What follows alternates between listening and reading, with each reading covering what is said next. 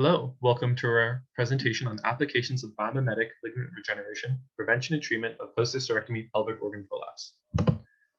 Pelvic organ prolapse occurs when the tissue around the vaginal walls become damaged, weakened, or altogether severed and cause the vaginal walls to sag through the vaginal opening, as you can see in the image on the bottom right.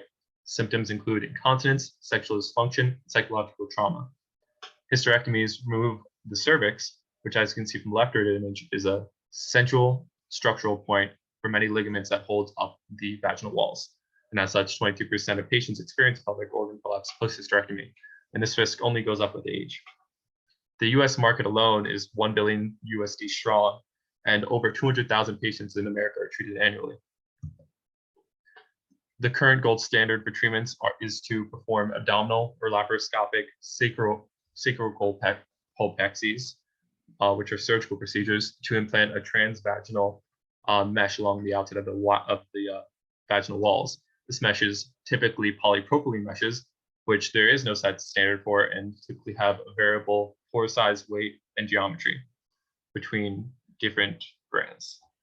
However, mesh exposure to polypropylene frequently causes scarification, which leads to organ welding, which is the buildup of scar tissue connecting organs and is largely irreversible.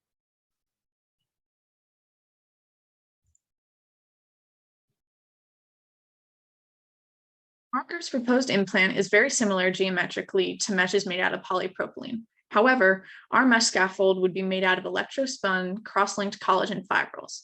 According to literature on polypropylene meshes, as well as the native uterosacral ligament tissue, an appropriate stiffness value would be somewhere between 0.6 and 6.9 newtons per millimeter.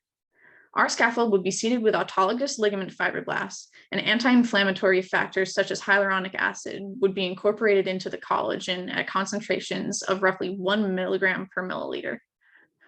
Our scaffold can either be used as a preventative measure or can be used to restore the structural integrity after pelvic organ prolapse symptoms exhibit. One major strength to our approach is that according to previous studies, using 1 milligram per milliliter concentrations of glycosaminoglycans, such as hyaluronic acid, can reduce optical density of fusing macrophages by roughly 50%. This indicates an increase in thromboresistance.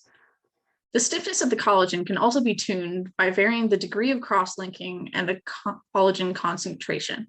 Additionally, by using a cell-populated scaffold rather than the inert polypropylene mesh, the fibroblasts that have been seeded on the mesh can contribute to the regeneration of the collagen extracellular matrix over time, which can in turn cause a greater longevity for our implant.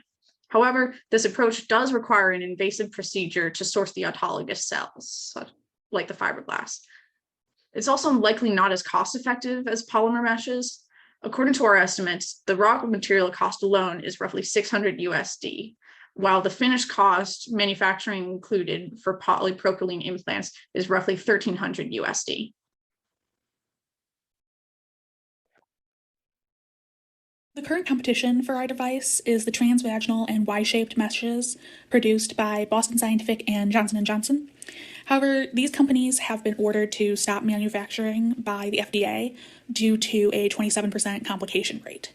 Common complications include vaginal mesh erosion, erosion of the mesh into other organs, vaginal mesh contraction, pain during sexual intercourse, urinary problems, infections, bleeding, and pelvic organ prolapse that returns. Our device addresses these problems by using an electrospun collagen fibril mesh that will be seeded with the patient's own cells to mitigate the risk of adverse inflammatory and wound healing responses. Our device would be marketed to OB/GYN clinicians with patients that will be experiencing a prophylactic hysterectomy, which is a hysterectomy done to prevent endometrial and ovarian cancers, post-menopausal and post-pregnancy POP patients, POP mesh exposure revision surgeries, and overall post-hysterectomy POP and POP prevention.